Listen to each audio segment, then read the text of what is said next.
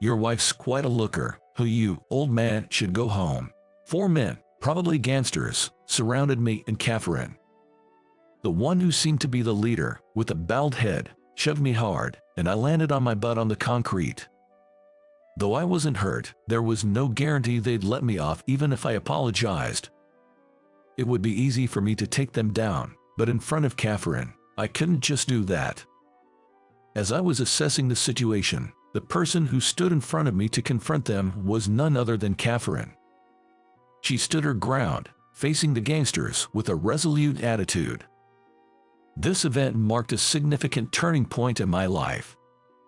Soon, I would come to know a shocking truth. My name is Steve. At 42, I work at a cafe. I've been working full-time for about 5 years now.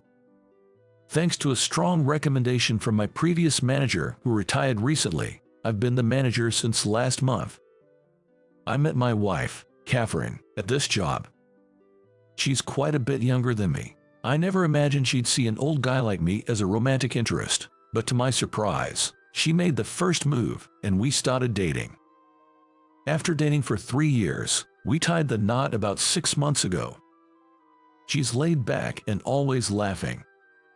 She's friendly and being with her is comforting. I genuinely feel the need to protect her.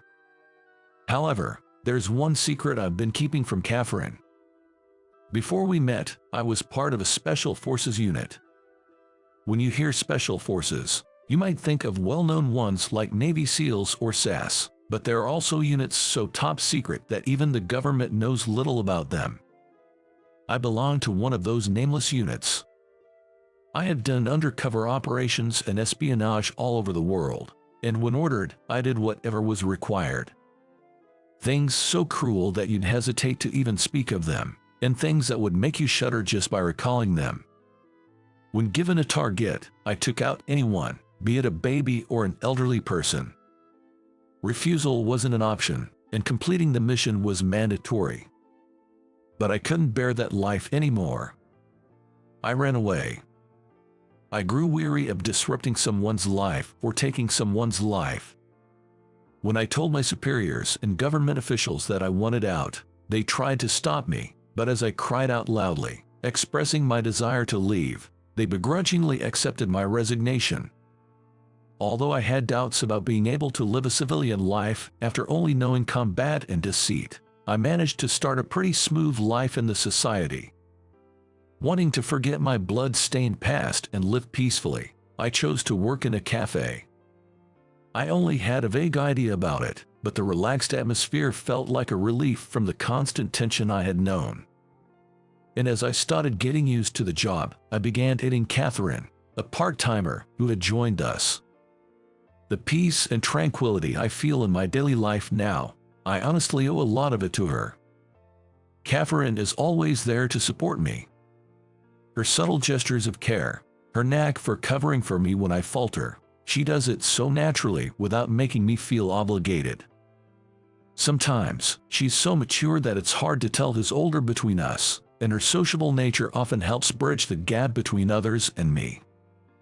At times, I feel guilty for keeping secrets from someone like Catherine. But I can't tell her. She must never know. I just don't want her to be disappointed in me. Then, one day as September was drawing to a close, "Steve, there's a man who'd like to speak with you," said a new part-time employee, pointing towards the table closest to the entrance. "He wants to speak with me." Get the manager. It's surprisingly common for customers to spout the same complaints, but most of them calm down once they've been heard out. Weathering the so-called 6-second peak of anger with humility, and then closing the conversation in a gentle tone. That's the basic approach to handling complainants, as the previous manager taught me. I head towards the table, rolling my eyes internally. "Sorry for the wait. I'm the manager," and, upon seeing the man's face, I'm at a loss for words. "Hey there." The man smirks and raises a hand in greeting. "It's been a while." Through his sunglasses, I can see he's giving me a mocking look as he scans the room. "So, you're the manager now?" moved up in the world, haven't you? How did you know I work here? Come on, have you forgotten our line of work? Tracking people down is our specialty, remember? He chuckles and takes a sip of his hot coffee. I don't want to remember those times. I've left my past behind. I never want to revisit it. So you're saying you don't want to see me? That's a bit cold for an old friend, don't you think? You're not an old friend, you're a former boss. This guy, Mike, was my former boss during my Special Forces days. He was also the commanding officer, and under his directives, I carried out undercover operations numerous times. Steve was ambitious to a fault. Though skilled, his abrasive methods often caused friction, leading to his eventual expulsion from the unit. I don't like beating around the bush. I'll get straight to the point. Will you help me? I decline. Haha, you answered right away. Mike, showing no signs of discomfort, laughs heartily. Come on, don't rush to conclusions. It's a lucrative offer. Your cut would be $1 billion. Even if it was $1 billion or $10 billion, I'd still decline. Listen to me until the end. You know as well as I do that we've been involved in some pretty sketchy jobs. We had numerous assignments related to the core of the government. Naturally, we came across national secrets more than once or twice. You can probably guess where I'm going with this, can't you? So, you plan to blackmail the government using those secrets? Exactly. I'm gonna get a cool $500 million. For the government, it's just chump change. I figured as much. Trying to threaten the government? That's ludicrous. But if anyone could do it, it would be him. He's always been that kind of guy. Ever since back in the day.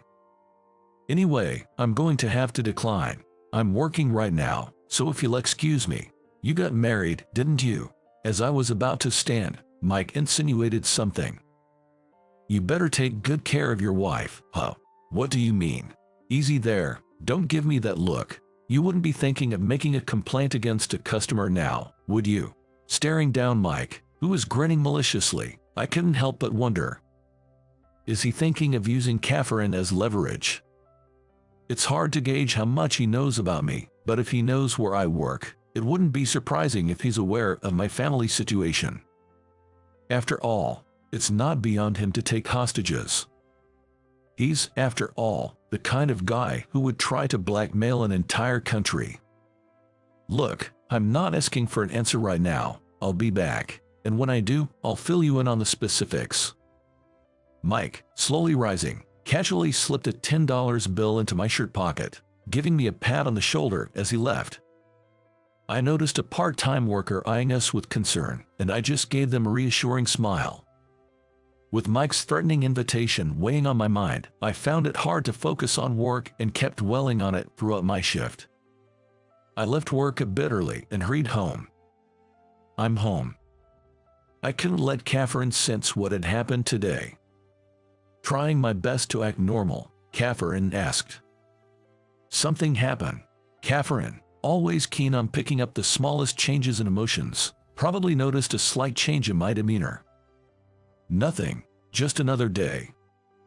Catherine didn't press me further after I denied her question. With a puzzled tilt of her head, a gesture that always suits me, I head to the bathroom. Submerging myself in the bathtub, I ponder over Mike's personality. That guy's dead serious. Whether he's dealing with a whole country or dragging me into the underworld. He's the kind who goes all out, takes pleasure in pushing people to the brink. That being said, I've already refused him. Even if he asks again, my answer won't change.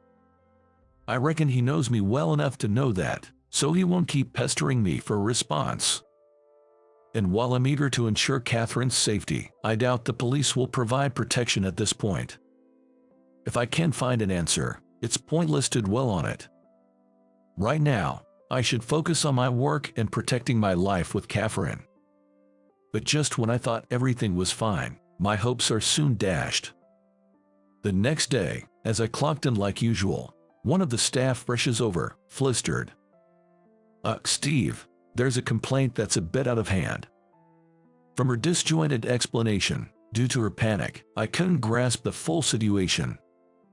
"All right, tell them the manager will be right there. Have them wait for a bit." Leaving her with that, I head to the locker room to change into my uniform.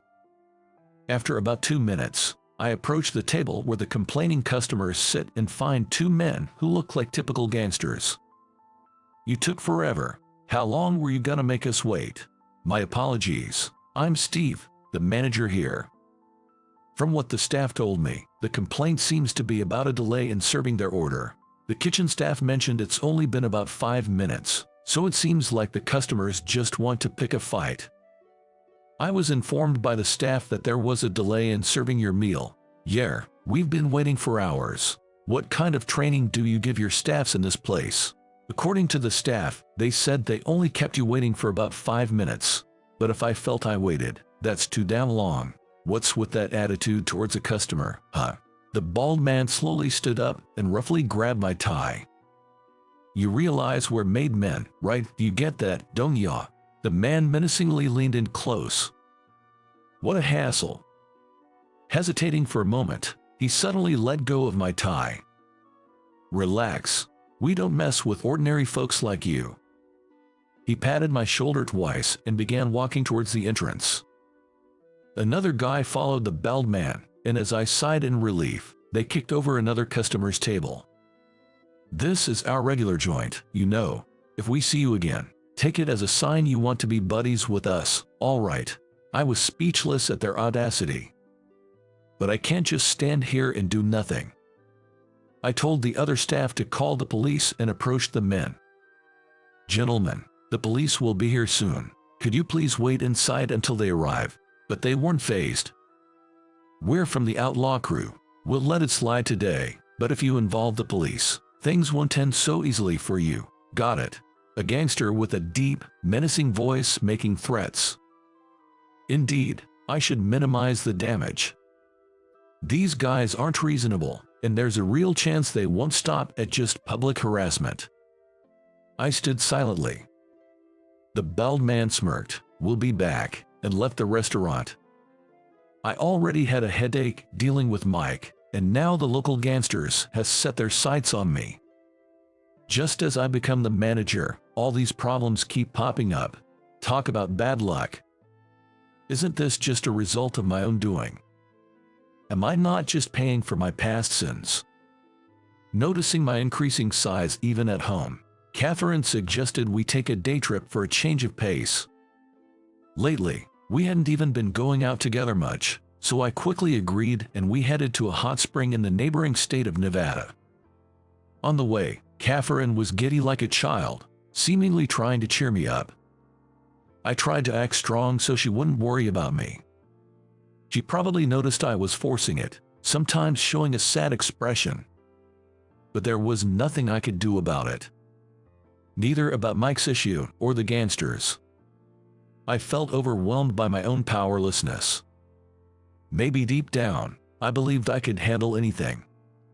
Was I secretly proud of my past in the special forces? Lost in these thoughts, before I realized it, it was evening. Our attempt at relaxation was a bust, and we started heading back home. And then, as if to add insult to injury, another disaster struck us, the couple.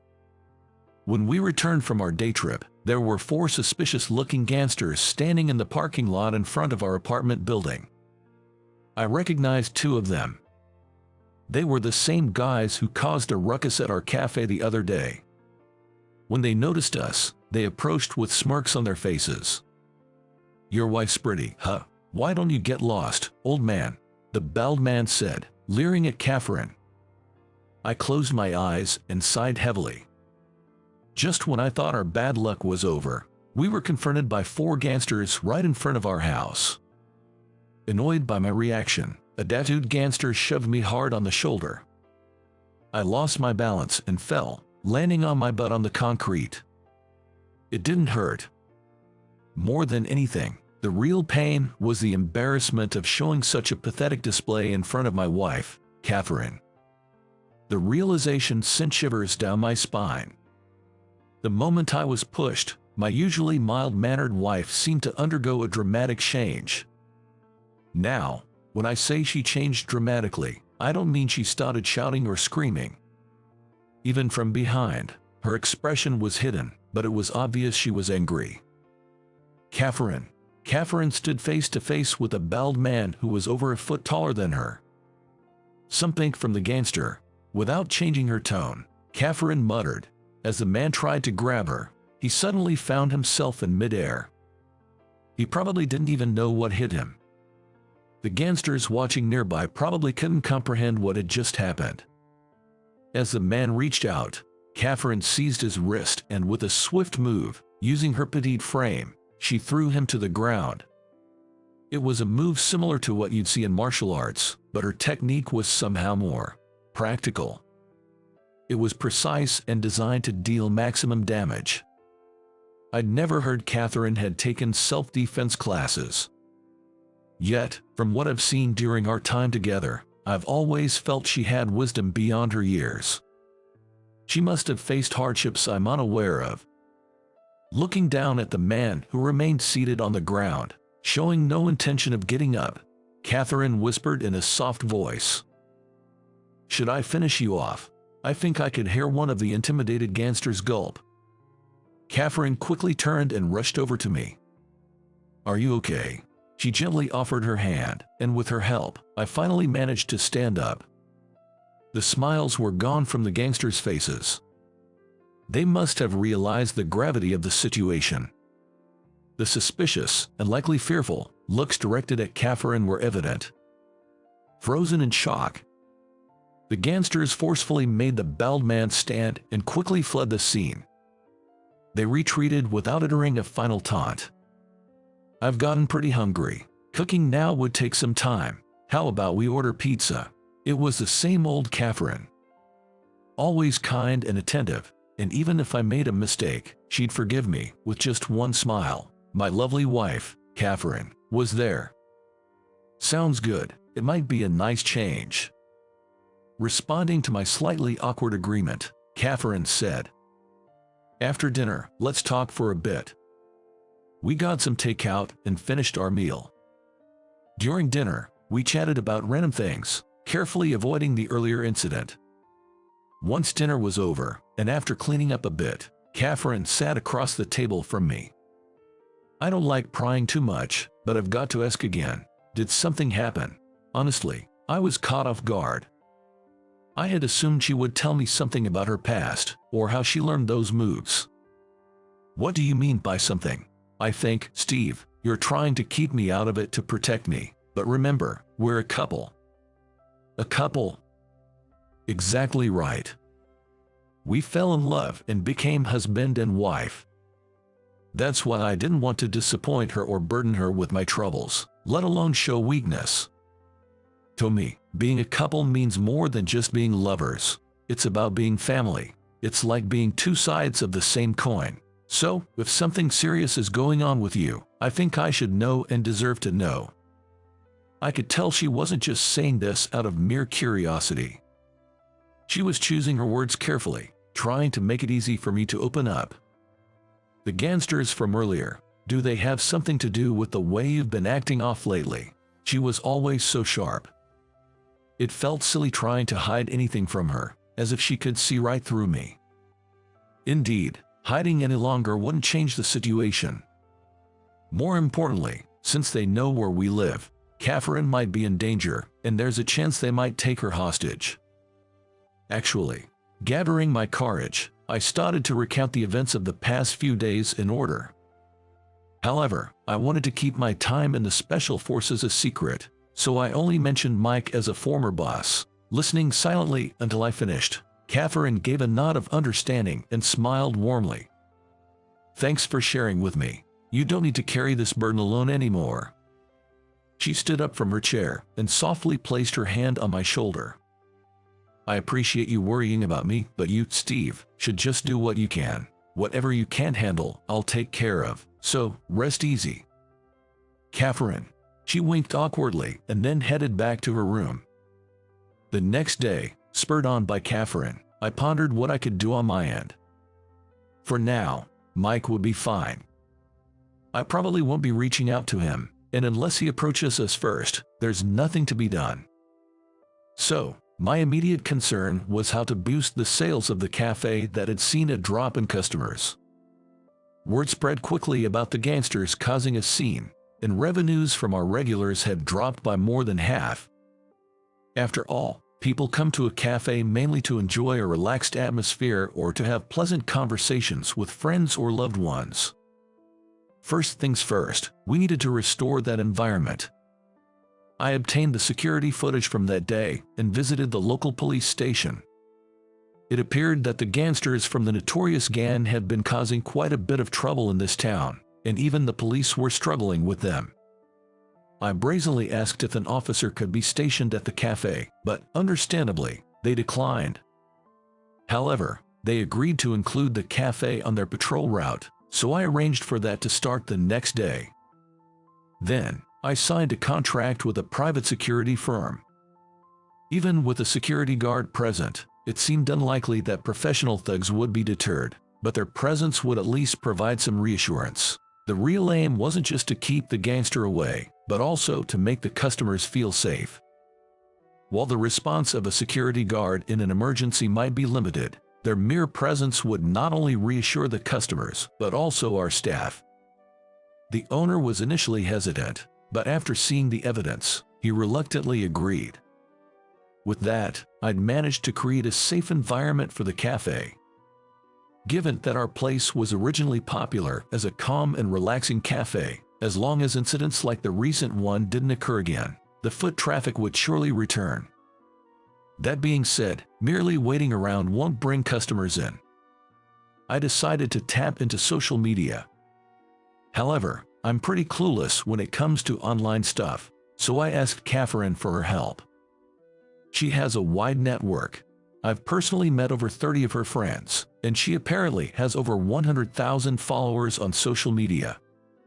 Immediately, we created an account for the shop and began posting. With Catherine's help, we spread the word, and it went viral. The power of social media was incredible, and in less than a week, sales were back to what they were before. The shop is quiet but lively again, and those gangsters haven't shown up since. I stood up to their aggressive tactics and countered their harassment head-on. It's all thanks to Catherine. Her support allowed me to foil their plans. Then, a thought crossed my mind. Why did the gang target my cafe in the first place? Was it just random? Or was it someone's command? Then, one day when everything was going smoothly, he showed up. Hey! It was an unexpected visit. It was just past 2 in the afternoon, after lunchtime, and there were hardly any customers in the shop. I came to hear your answer.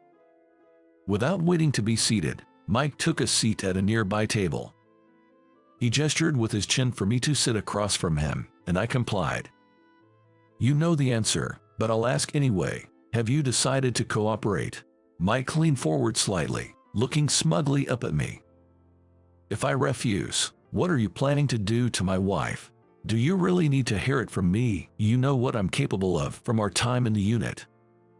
Mike looked exasperated. It was clear he still felt confident. He probably believed that no matter what was said, I'd ultimately submit to him. I'm not a fan of beating around the bush. Just give me a straight answer, yes or no. Of course, the answer is no. Mike paused with his mouth slightly open for a few seconds. It seemed my reply took him off guard. I see. Come to think of it, you might have been a cold-hearted guy back in the squad.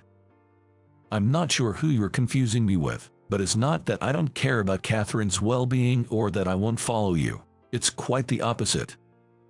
Opposite?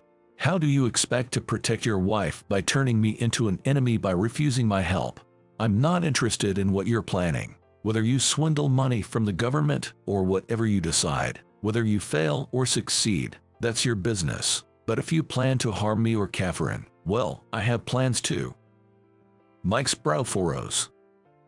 It's his tell when he's gearing up for a fight. I don't mind if you target me, but targeting Catherine is something I'll never forgive. She's saved me countless times before. Yet, I've done nothing for her. So, I don't just want to be given things, or just be protected. This time, I want to protect her. No, I will protect her. Absolutely. All right, let's save the lovey-dovey couple talk for another time. Look, in a way, we used to be boss and subordinate, right?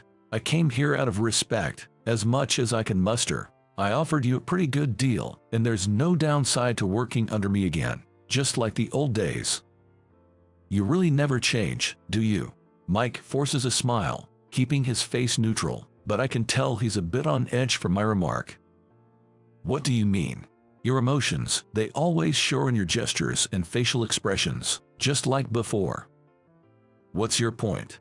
No matter how self-aware someone is, they can't always control their unconscious movements. And this man, he can't take criticism or advice from others. Even if you point something out to him, there's no way he'd change. You are planning to make me the scapegoat.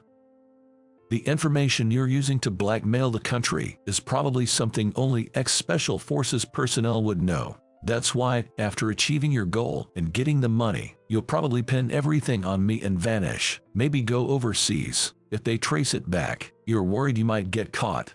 That's why you chose me as your accomplice. That's just your speculation. I would never. On what basis do you say you would never? I've known since the beginning. You've always been the type to throw your subordinates under the bus. Mike just silently stares at the diner's clock. This silence is probably the best confirmation that my guess was right. I get how you feel, so you're not gonna help me, huh? I've been saying that from the beginning. With a look of annoyance, Mike let out a sigh, pulling out his cell phone from his pocket and dialing a number. The ringtone can be heard. While waiting for the other end to answer, Mike says to me, "It's a real shame. Who would have thought you were this dim-witted? I feel bad for your wife. She must deeply regret marrying a guy like you." The ringtone continues to play. Seems like the person on the other end isn't picking up. I bet you are trying to contact your card gangster's underlings, aren't you, Mike? I'm ready for whatever comes. Like I said before, if you try to harm me and my wife, I've got plans of my own. What sort of plans? Mike shickles mockingly, but after hearing my next words, his smile fades. I'll take you down. Try me. I've got no clue what you're planning, but bring it on. Even though I've retired, I was a member of an elite squad. I have ways to end someone's life ingrained in me. I swore never to hurt anyone again. No matter what, I vowed not to go back to those days. But if it's to protect Catherine, that's a different story. I'll show that I can protect her. No matter what it takes. Even if, in the end, she comes to despise me. Then, it seems the person he called finally picked up. Hey, took you long enough. Get moving, it's go time. Target the wife. Slowly, I rise from my seat. It's been a long while, so I might not know how to hold back. Well, with this guy, there's no need to go easy. I need to wrap things up here quickly and go help Catherine. I told her to take refuge at her parents' place just in case, but there's a chance they might head there too. Hey, respond. I can't right now. We're in deep trouble here. What are you talking about? We've been taken out. Our crew has. What do you mean? Explain yourself. It was that woman from before. Our crew was taken out by Steve's wife. Pathetic. And you call yourself a gangster. Did she bring some rival gang with her? It was just her alone. Help. Then the call ends. Mike seemed to be in a state of panic, but honestly, I was even more flustered. Catherine took out the gangsters. That Catherine must be some kind of mistake. Darn it, none of these guys are worth a dime. It was rare for Mike to raise his voice, but he seemed quite frustrated. I'm tired of this mess. Gonna have to plan everything from scratch. So, does that mean we won? If he's gonna back off from us, I don't feel like messing with him anymore. With this, we should finally get back to peaceful days. but there's something I gotta take care of first." Saying that, he reaches into a different pocket than the one he took his cell phone out of, seemingly trying to pull out some weapon. I braced myself, ready to react before he could aim it. Just then, several men pinned Mike from behind. "Who the hell are you guys?" "They're from the Special Forces unit you used to be in." Emerging from behind the men, Catherine, as if to show her face to me and Mike, took off the hat she had pulled low over her eyes. "Catherine, why are you here?" "Lure." Mike, looking more surprised than I felt, stared wide-eyed. "Do you two know each other?"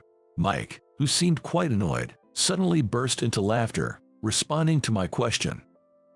"Haha, you got me. Never thought your wife would be her. I didn't see that coming. You're even more clueless than me since you were kept in the dark." Even as he leaped to the ground, perhaps due to strong pride, Mike couldn't stop laughing. "I'll tell you who she really is. She's just like you, a former member of the unit." "But I am. It's no wonder you didn't know. Her primary mission was covert operations. The unit you were in had a completely different role and required different skills. Catherine was in the Special Forces." "That Catherine?" Seeing my confusion, Catherine smiled with an awkward look on her face. "I'll talk to you later, okay? I promise." With that said, Catherine shifts her gaze to Mike. "They're not as lenient as the police. Of course, American laws don't matter to them. Regular imprisonment is too soft a punishment for them. You know that, right? Damn it. If I knew you were the bride, I did wrong by those gangsters. Guess they are not ones to be messed with easily." From the outside, backup officers come in, and Mike is taken away. He seemed to want to say something, glaring at me with resentment, but in the end, he leaves the cafe without uttering a word. "Catherine, I'm sorry for everything. I must have worried you. Like I said, I'll explain everything when we get home." "Yeah, I'll tell you everything too." Catherine shows a sweet smile. "Well, let's see off our former boss now." "Yeah, we should." I silently watched Mike's retreating figure. This wasn't a moment for a salute, and I felt no obligation to give one. Sure, he had his issues, but there's no denying he was competent. There were times I admired that man. Thinking about it now, I do feel a bit of melancholy, but he really went too far. It was probably fate that things ended up this way. As memories of our time in the unit flashed through my mind, Catherine delicately gripped the hem of her skirt and gave a gentle bow. "Good day."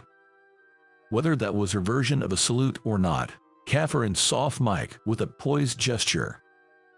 Ironically, Mike was taken away by the very special unit he belonged to. I'm now an outsider, so I have no way of knowing what kind of punishment awaits him. Catherine, being well acquainted with them, might know, but I don't particularly want to pry.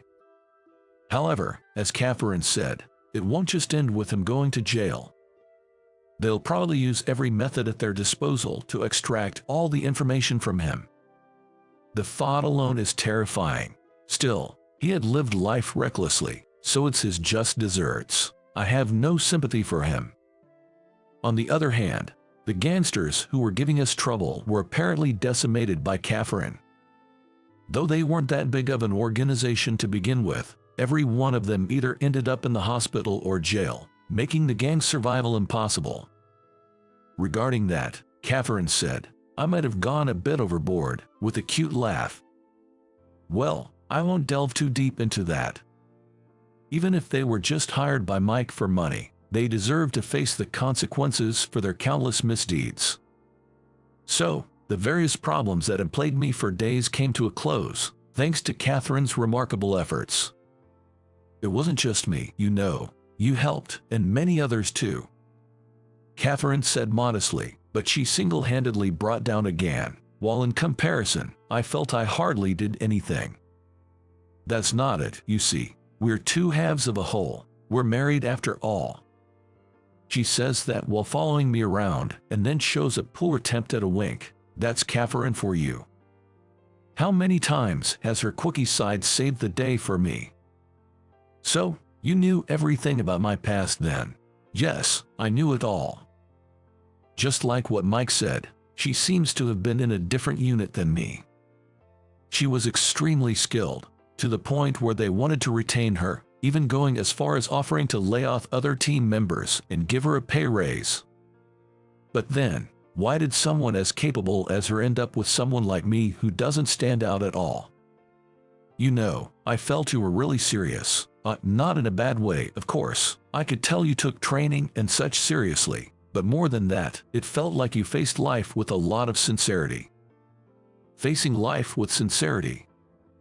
It reminded me of the times when I was mercilessly taking so much from strangers. I ponder on her words. When you're in that line of work, sometimes you start to take a lot of things for granted, even life itself. But Steve, you always faced it head on. That's what drew me to you. So, I decided to quit and follow you.